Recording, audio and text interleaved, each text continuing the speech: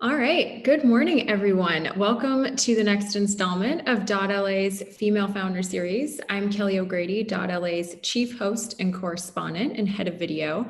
So for those of you who have attended one of our events before, welcome back. You're likely familiar with our mission at .LA, but for those that are new, I'll take a second to highlight our focus. So LA has seen the development of a really vibrant tech and startup ecosystem across a number of industries, and that's where we come in. So .LA is a multimedia news and events company with a mission of shining a light on the innovation in this very quickly growing community. So a couple quick housekeeping items before we jump in. Audience participation and questions are highly encouraged. So please pop any questions you might have throughout our event in the chat below in the Q&A function. So these interviews are going to be really quick, but I'll try my best to get to them if I can. A playback of the event is going to be posted on our website by the end of the day. So if you want to rewatch or share with friends because you loved it so much, you certainly can. If you're enjoying the content that we're putting out, you're enjoying these events, make sure you sign up for our daily newsletter so that you don't miss out on anything. And finally, if you have any suggestions for speakers, companies, themes, be sure to reach out to our lovely director of events, Annie Burford. She's going to pop her email in the chat function below so you can snag that there. Okay, so let's jump in. I think it's really easy for us to look at all of these successful founders in LA and say, wow, they had it made. I wish it were easy for me to do that. They probably didn't face any struggles. Or perhaps you have an idea, but you don't know where to start or when it's the right time to take that leap of faith and focus on that passion full time, right? But the reality is, even the most successful of entrepreneurs struggle at the beginning, and they face that pain and agony as well that we know too well. So that's the point of this series, right? We're going to today interview two really fierce female founders for 15 minutes each, and we're going to go rapid fire through what their journey is so we can kind of dig into what the reality is. So first up is going to be Kat Chen, the CEO and founder of Skylar. So Skylar is a line of fragrances and body products that are clean, hypoallergenic, and cruelty-free. So Kat, thank you so much for being here today. Hi, Kelly. Thanks for having me. It's great to be here. Yeah. Okay. So we're just gonna jump right in here. I was looking at your very impressive resume before hopping onto the call, and it's interesting. Both the Honest Company, which you've worked for before, and Skylar have a focus on creating clean products. So where did your passion for this space come from? I, as a child growing up, had always had very sensitive skin. And so my grandmother, growing up, she would always give me a lot of her lotions and potions to try. So my kind of journey with using products on my skin began quite young. But it wasn't until, much later in life. I think being in LA definitely helps. A lot of friends and family around me started using organic or clean products around their house, on their skin. So, it really wasn't until kind of the early to mid 2010s when I started getting exposed to clean products. But because my skin is so sensitive, it actually is very helpful for me to use products that are more gentle, that are more clean, have less complex ingredients. So even prior to starting at Honest, I had replaced a lot of products around my house in my personal kind of routine with clean products. Yeah, I mean, I think you hear that a lot, right? Most people can't go to CVS and just buy what's on the shelf. We all have extremely different things in our background. I know, definitely myself, I've struggled with that. So it sounds like there was a really good founder market fit there. So next question, your resume boasts some of the biggest brands out there: MIT, Wharton, Apple, even a stint in management consulting. I saw you were at Bain. I was actually at McKinsey, so got a little rivalry there. What was it though that made you take the leap after growing the Honest Company so successfully and say, okay, I have this idea and now's the right time to pursue it full time? Yeah, I think the first leap was actually joining a startup. That Mhm. definitely helped. So my first leap was joining the Honest Company. That was the first startup that I had ever worked at, and that's a huge leap from corporate America, into a much less certain, smaller, more entrepreneurial, but to me a lot more exciting world and working environment.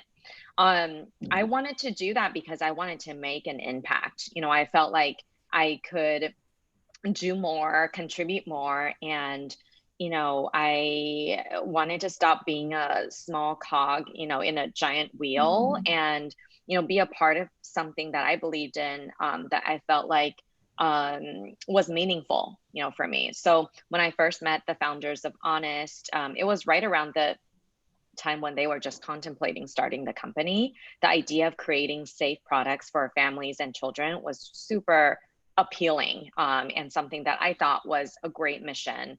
And one day I was thinking I would have a family of my own. Now my daughter's 5 years old, so I think that was the first leap, is joining a startup organization. Prior to that, I had honestly never really seriously thought about starting my own company. But being a part of Honest was a true eye opener. I saw that I had a lot of fun. I saw also how possible it is to turn a mission that is so big into reality, and so quickly too. We grew a lot in a very short period of time, really found product market fit. So that journey and experience was very inspirational. But the true trigger for why I decided to start Skylar was actually because I had a personal experience that really spoke to me. So when my daughter was 4 months old, I discovered that she was actually allergic to the perfume I was wearing at the time. This Oh, was wow. during the end of my tenure at Honest, when I became pregnant, and yeah, I had, me myself, I'm not allergic to fragrance, so I was actually pretty surprised that she was. And then I started learning more about fragrance allergy. And as it turns out, 15% of people are actually allergic to fragrance. So it's quite a big, kind of group of folks. And a lot of moms and, friends around me had stopped wearing perfume because they weren't so sure about the ingredients that were Mhm. associated. So yeah, upon doing more research, I just found that there was a complete lack of availability in clean fragrance and clean scented products. So that's what motivated me to start Skylar. Yeah, I appreciate you sharing your journey because I think that that is so true. If you've grown up in corporate America in larger, more established companies, it is really hard to perceive yourself as ever being a founder.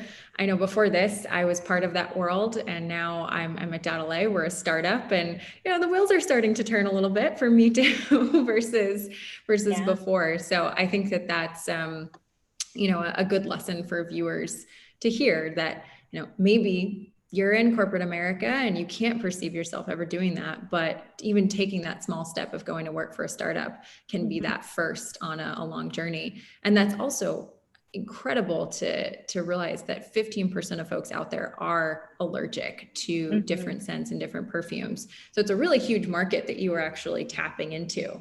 Yeah. Okay, so you have this idea, you have this passion that's born out of something that's extremely personal to you with your daughter being allergic. So what was the next step? How did you say, okay, I have the idea, now I'm going to try and go execute this? Yeah, I think it definitely helped that I had some relevant experience in the space, Mhm. right? In the clean space, in the e-commerce space.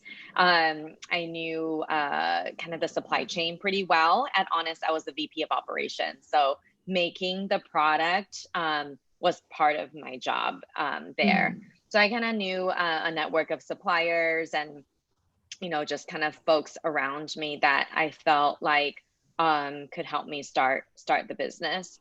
Um, and yeah, so I think it was really, I had enough experience to feel confident, but you're never 100% sure. I still am not 100% sure about a lot of things. I think part of it was that I felt like I knew enough, and my interest in the space and passion for the space was enough to kind of help me take that leap. I was also at an age where I felt like I still had a lot of energy, and I was still young, old enough that I had some experience, but young enough that I felt like I had some risk appetite. So I felt like that was the time. If I didn't do it then, just a lot of factors were going to probably make it more difficult for me to take the leap. It's never the perfect time. You're never 100% sure. So I just decided to go for it. Yeah. Yeah, I think that that's a really good lesson to take away. You're never going to feel 100% sure. And if you're waiting for that sign from the universe that this is the right time, everything's going to work out, it's probably never going to come. Yeah. Okay. Yeah. So, I mean, you had some relevant experience, but I am very curious about your experiencing, raising funds with Skylar, right? So you're going into this as a female founder, as a minority founder, and someone that's focusing on the beauty industry that tends to be much more focused towards women. So how did you explain this to investors? How did you get their buy-in? And what were some of the challenges that you might have faced during that process? Oh, yeah. I mean, for me, fundraising has been one of the most challenging aspects of starting a business. It's a little bit of chicken and the egg problem, right? Investors are trying to see traction, but then you need Yeah. money to make traction. So you end up kind of I think it's an interesting situation to be in. It's also a process that I was very unfamiliar with, that my previous experience did not prepare me for, not having been the founder previous to Skylar. So there's a lot of just like talking to folks, networking. I did more networking than I ever had before, just like asking the people around me, who do you know? Who can you introduce me to? And just like putting yourself out there. I think that's a really, really important. And I didn't know, like, until I started fundraising, how many times you can get rejected before you have somebody who understands what you're trying to do and who has appetite to potentially take a risk in you. But when I heard about some of the stories that people in my network had gone through, then it made me feel like, oh, okay, it's not just like me. This process is one that does require talking to a lot of people. That definitely helped. Once I got enough leads to talk to get in front of the investors, another new set of challenges emerged, because most of the VC venture capital community, which were the people I was talking to, are men, and most of the times they're used to hearing a pitch that's a lot different from mine, right? Like seeing an app demo or some sort of software demo. And here I was, opening up my bag and like laying out a bunch of perfume products for them to try. And so that, I felt like I definitely had to adjust my approach, right, to make sure that I was effectively able to communicate information across. But still, it was really important for me to stay authentic. I didn't want to make the pitch into something that it wasn't. So I think showing your authenticity, showing your energy, and then I think understanding what they're looking for, right? They want to make sure the market is big. They want to make sure that there's a problem in the market that is really a problem and not just something you made up. They want to make sure that your experience is compelling enough to be able to address that problem. They want to make sure that you have made enough, traction and have demonstrated that you're competent. So all those things, I really did my best to show. I do think that it helps that there's also women in the venture capital community too, who are users of what I was trying to offer. So actually, most of my investors are women. Kara Nortman from Upfront Ventures, Beth Ferreira from First Mark Capital. They're among some of the first, women that are venture capitalists, but they're also consumers of my products that really believed in me. So that was very helpful as well. But it's a process that I think it's a lot of trial and error. And, I think just understanding that it's a very difficult one for anyone who attempts it, is very important. Right. Yeah, I think the point that you made about the rejection, right? Because that can feel so frustrating Mm-hmm. and such like a failure, but you have to go through so much of that in order to get that yes. Mm-hmm. I guess a follow-up question I have, you mentioned that when you were pitching Skylar to male investors, you had to change your approach. You had to change how you were messaging this a bit. I'm curious if you could give us a little bit more detail on how you might explain it to a male VC versus a female VC. I see. From my experience, I feel like number one, there's a lot of things that are in common with, Mm-hmm. the male VC audience versus the female VC audience. But I feel like a lot of times the female VC tend to understand can and be able to draw from their past experiences a bit Mm-hmm. more, right? Like when I was talking about my experience growing up as a teenager, getting into brands like Bath and Body Works, and really getting into fragrances. That was my first like entryway into fragrance. So many of the female venture capitalists I was talking to, they were like, "Oh yeah, I use Right. you know, the scent or cucumber melon from Bath and Body Works." Like they could understand why scented body care or scents is huge, right? Mm-hmm. Like they could understand why it's so important for women. A lot of men wear cologne. Some men, I think the ratio is not as high, right, as Right. female, right? So I would use probably data points like market size. I would Mm-hmm. use data points like percentage of women that wear fragrance on a daily basis, annual Mm-hmm. spend on fragrance. Um, I would also give examples of companies and startups that have disrupted the clean beauty space, right, and become very successful very quickly. I think that putting some of these numbers and examples out there was Mm-hmm. helpful for them to kind of grasp, like, oh, this is big, this is important, because you're basically trying to convince them that this is an industry and space that they should care about, right, and putting their money in.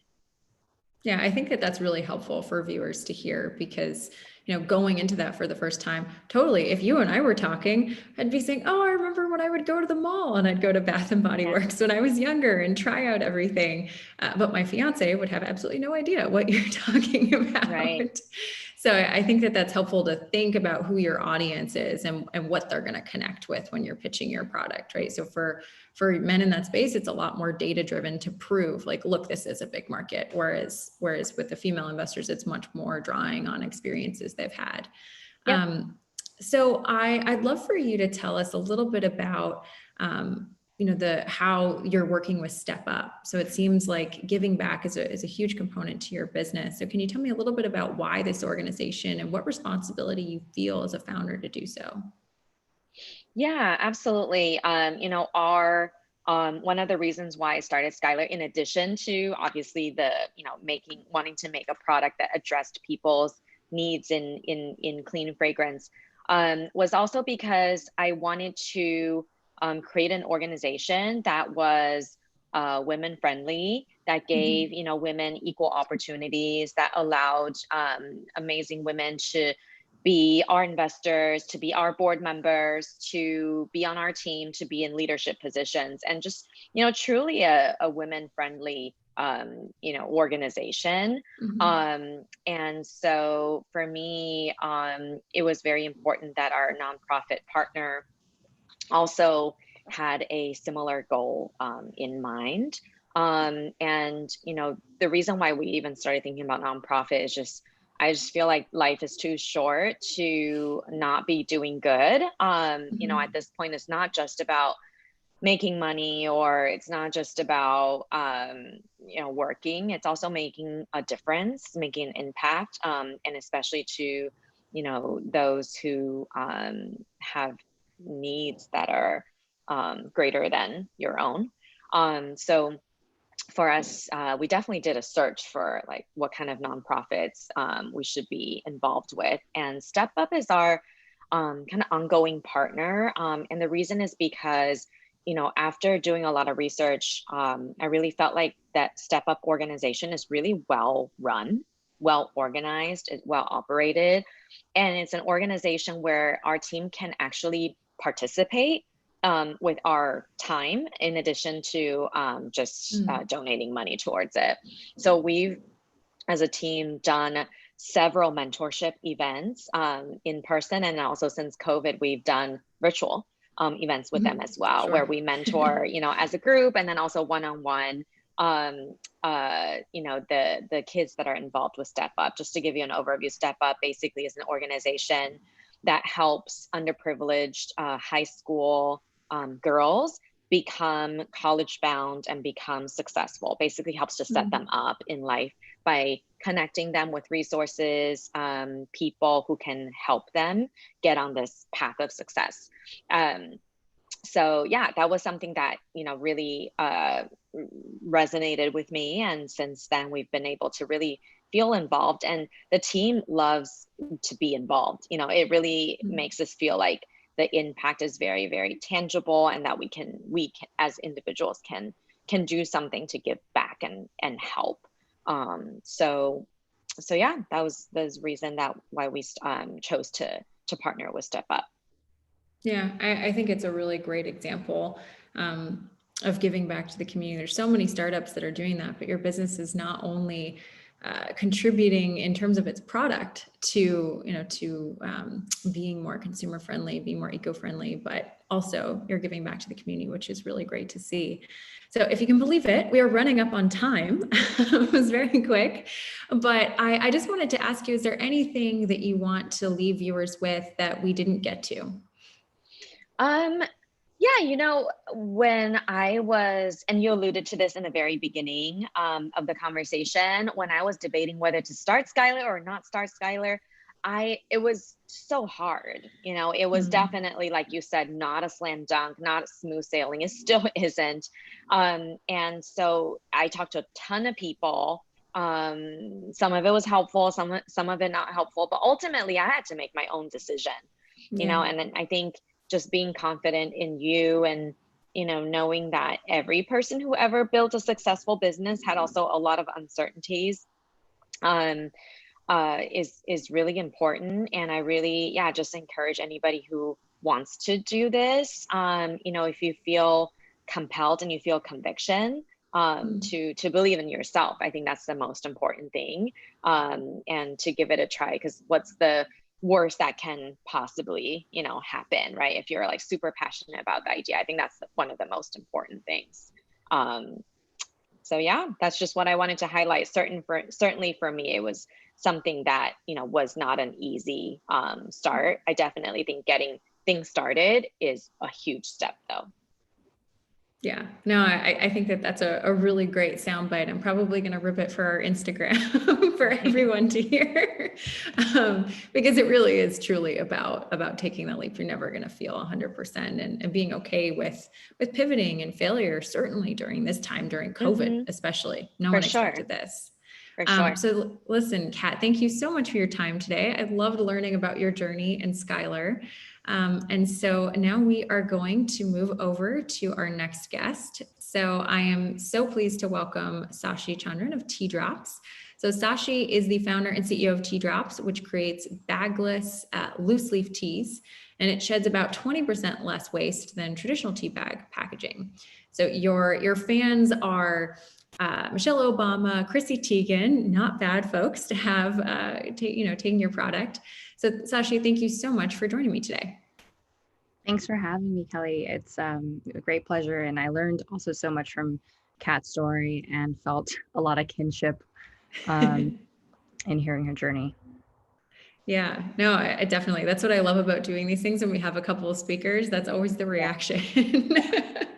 Like definitely, on many fronts. Yeah. Okay, so let's jump into your story. So I recently got to speak with Anna Barber of Techstars about the accelerator class of 2020 the other day, and she said what she looks for in a founder is passion and a deep personal connection with their business. And so from reading about Tea Drops and your story, I imagine that sentiment rings true for you. So can you tell me a bit about how the idea for Tea Drops was born out of your own passion and frustration?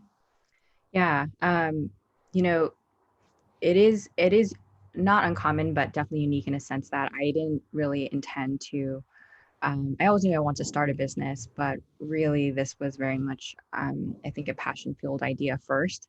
And then I saw the business opportunity in it. So um, my cultural background is my mom's Chinese and my dad's from Sri Lanka. So at one point, too, both of those countries were some of the largest producers and exporters of tea in the world. So I grew up with a pretty heavy tea culture growing up.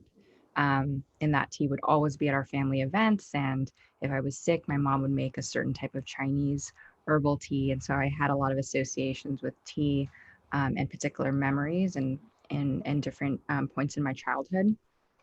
And I always took that with me, the experience of sharing tea with others, having that be the connection point, and thereby shared it with friends and some of my best friends. That's still something we do today, is just gather together, have a cup of tea. And so I took that experience and that love for tea into college, and then my first corporate jobs out of school. And what I realized is that when you're in a very fast-paced work environment, it's really hard to brew a high quality cup of tea at your desk. First of all, you need a kettle, you need the hot water, you need to boil it and then steep the tea for 5 to 7 minutes. By the time you steep it, you have to run to your next meeting. And if you have a tea bag, you don't know where to dispose the tea bag. So I was personally running into all of these different obstacles when I was trying to brew tea at work. And so it kind of just like hit me one day, if I'm having this issue, I'm sure a lot of people are. And I went to my local grocery store and I saw that really the only innovation in the tea space was the tea bag, which was introduced in the early 1900s. There really hadn't been any, even though the ritual of tea is thousands of years old, there was really no high quality but convenient tea experience on the market. And so that kind of inspired the idea. And I just started experimenting in my apartment kitchen at the time, with different tea blends. And over the next year and a half, I kind of just, I didn't have the idea for necessarily the tea drop, but one day it hit me, why can't tea be like a bath bomb, except be in a tea format? And so that was really the point of inspiration of experimenting, and then ultimately coming up with this tea drop format, which are finely ground teas compressed together into fun, whimsical shapes like heart, stars, flowers. And the drop itself dissolves in your cup, and you're experiencing a whole leaf tea experience, but without the hassle of a tea bag or traditional loose leaf tea. Yeah. Well, I love contextualizing the stat that you just threw out there, that there has not been an innovation in tea making and tea drinking for, I guess at least 100 years. And this is a thousands of years old process. So it's kind of very interesting to think about that this industry was ripe for disruption. So, Exactly. like you said, this basically started out of frustration, and it was more of a side hustle for you to begin with. But then, what was the aha moment for you? So same as I asked Kat, when you said, okay, I'm ready to do this full time. This is a viable business that I need to put 100% of my energy and time behind. Well, I think similar to Kat, I don't think there's like a silver bullet where you kind of take that leap in a sense and start something. And then momentum is built around that action.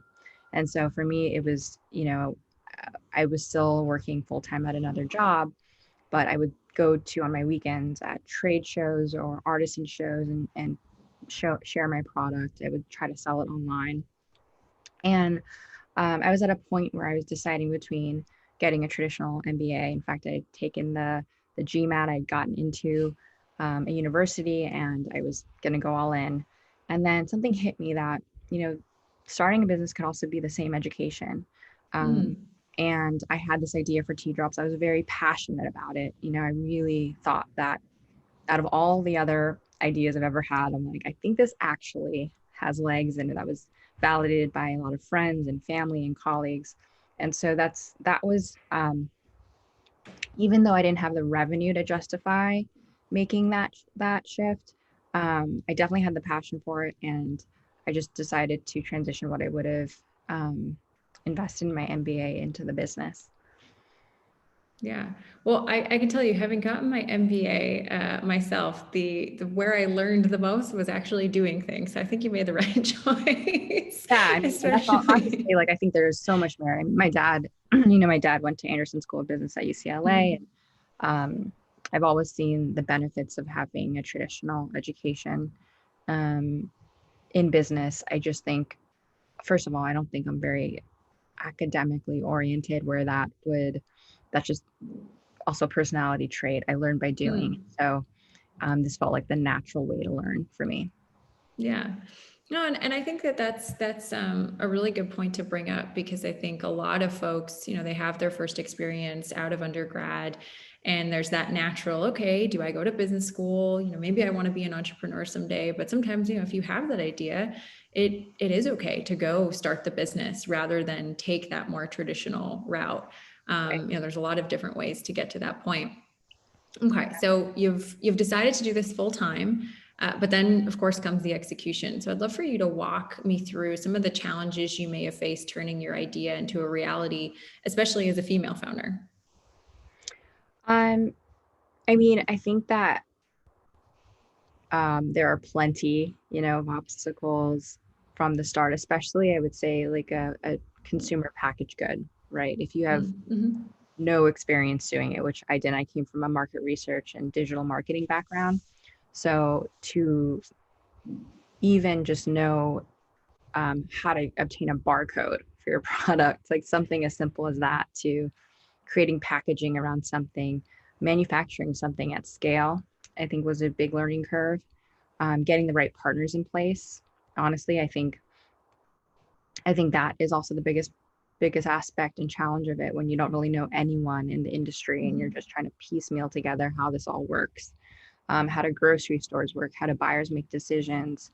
What criteria is important to them? So I think,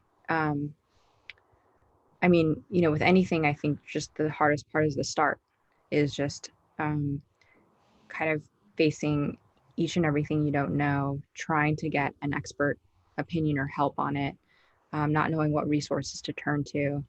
Um, and I think, I don't think it's necessarily different if you're a male founder or female founder. I think you have to go through the same process. But I think in the food CPG space, I noticed that there's just more, it's predominantly um, male dominated. And so to find someone who's maybe had a similar journey to you, um, and another female founder who's walked that way, um, or that path, that's definitely been harder to find. Although Mm-hmm. it does exist, and I see more and more women actually entering the um, food and beverage CPG space. So um, I would say that's one distinction. But I also feel like whether you're starting something as a man or a woman, it's the same. It's pretty much the same obstacle at the start. Yeah, definitely. Well, I'd love to dig into that a little bit more. So I think the what you just described, right? Not having any experience in that particular field of manufacturing and whatnot, and just not knowing where to start. So where did you start? Did you just start sourcing people from your network, asking friends, asking former colleagues if they knew anyone in the space? How did you navigate that? Because I think a lot of people, might have an idea, but just don't have the resources, don't have the network, and they're Yeah. left kind of sitting there going, what do I do next? Yeah. I think I'm thinking in hindsight, if I were to give my 2 cents on what I would do differently, I would have started tending to my network Hmm. sooner. And a lot of that, yes, is for knowledge, but I think I was working in isolation for the first couple of years. And that was emotionally taxing.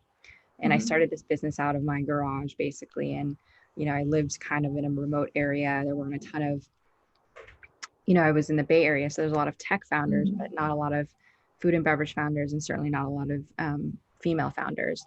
And so I, really didn't develop that network until I moved to LA, and started meeting other founders doing something similar in the same space, and then being able to share ideas, share resources, and also share a lot about just the emotional journey that is entrepreneurship.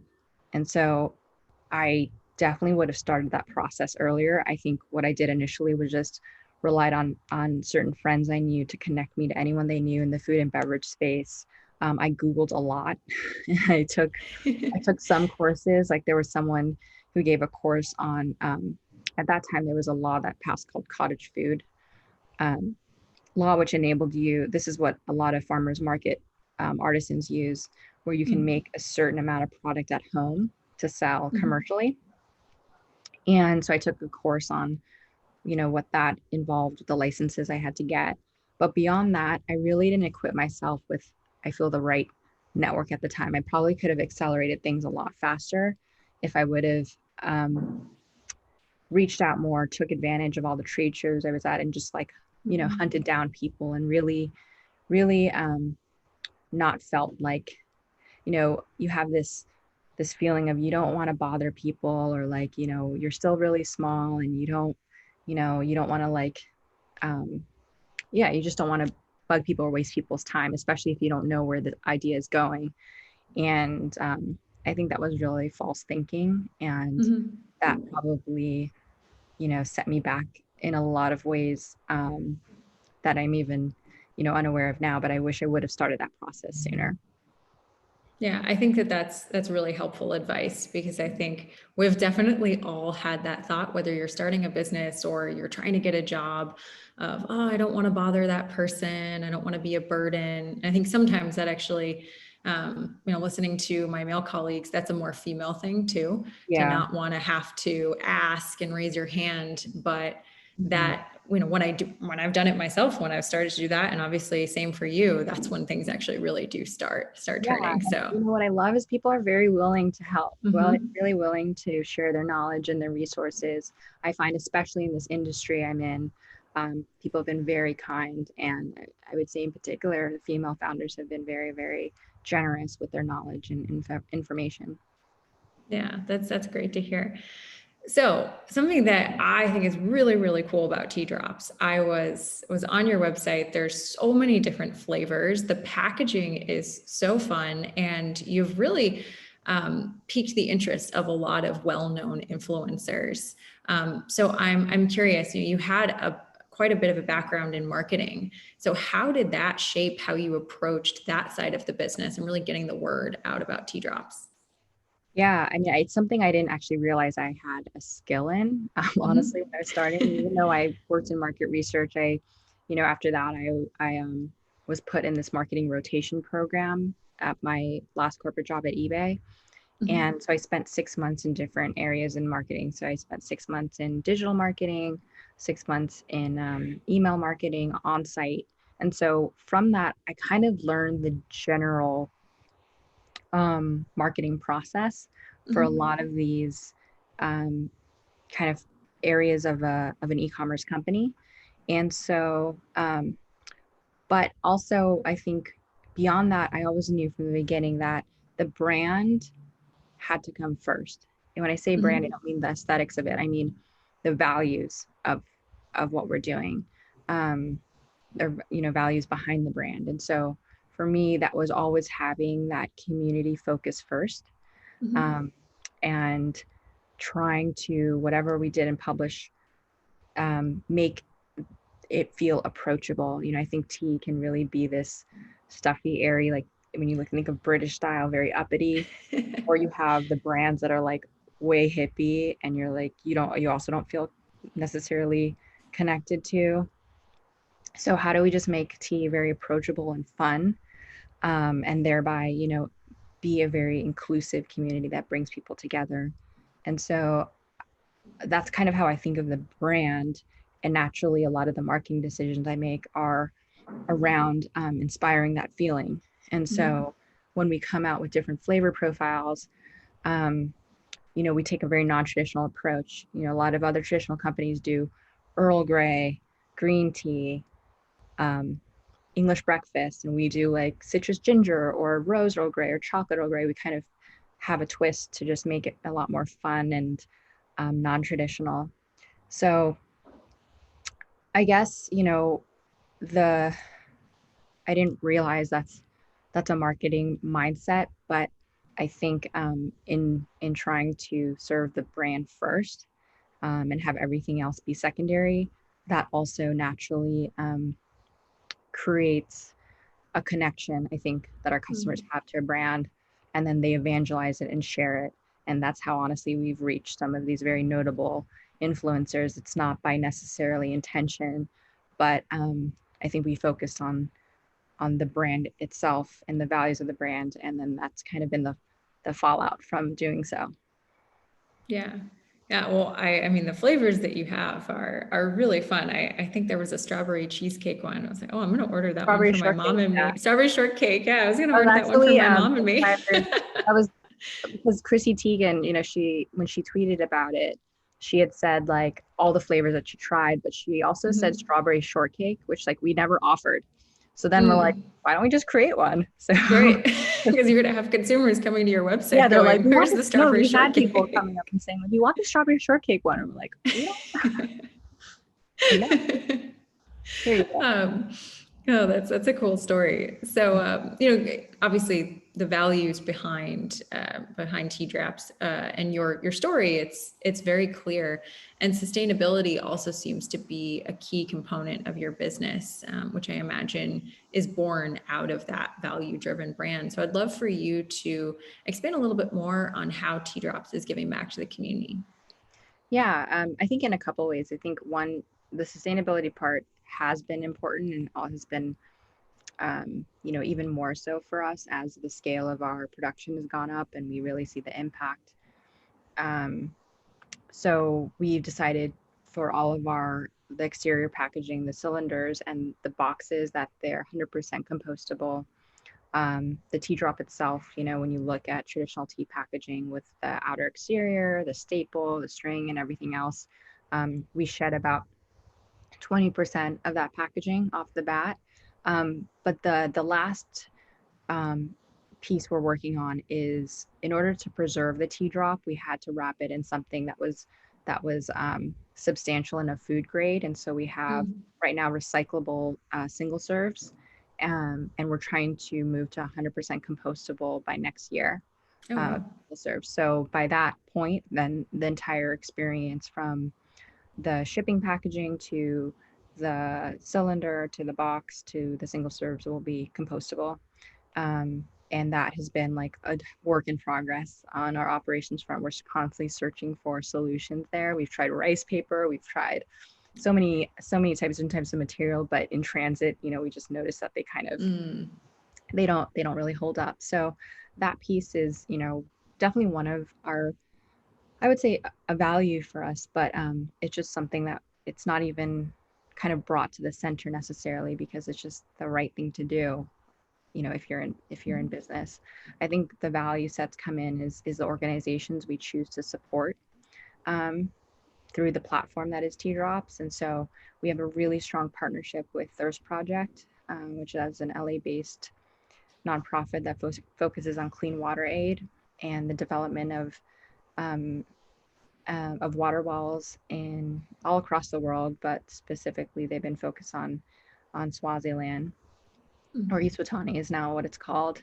And so through them over the last 3 years, we've built 3 water wells there and have seen, you know, from the start of the production to the completion of it to now, you know, we now we haven't gone directly on a mission yet. We were supposed to do that this year and then COVID hit. But we can see that, you know, now thousands of individuals have clean water for life because of, honestly, our community and the support that they've given. So the way it works is that for every box that you purchase, we donate what's equivalent to a year's supply of clean water. And then that over time makes up, you know, a lifetime of clean water. And we submit those donations to Thirst Project and they go ahead and issue the build of the well for us. Wow, that's awesome. And, you know, same with CAT. It's really cool to see an LA startup that's making a remarkable impact in the community, in addition to creating a really cool product that solves a problem. So listen, we are basically at time, and same as CAT, I just wanted to ask you, is there anything that we didn't get to that you want to leave our viewers with? No, I mean, I really echo, I think what Kat said earlier. I think she said it perfectly when she's like, so much of this is just the start of something. And I kind of find that if you're, interested in, if you have an idea and you don't know what to really do next, it's just, you kind of have to take that next step. And usually what I find is that when you do that, then the next series of steps kind of become apparent what you need to do. Yeah, very well said. Well, listen, ladies, thank you so much for taking the time today, sharing your stories. I always love hearing all about the different journeys and the different pathways to getting there. You both have given me really, really good takeaways and some really good sound bites, like I said, to go on social later. So thank you so much for your time today and for sharing your stories. Thanks for having us. Really appreciate it.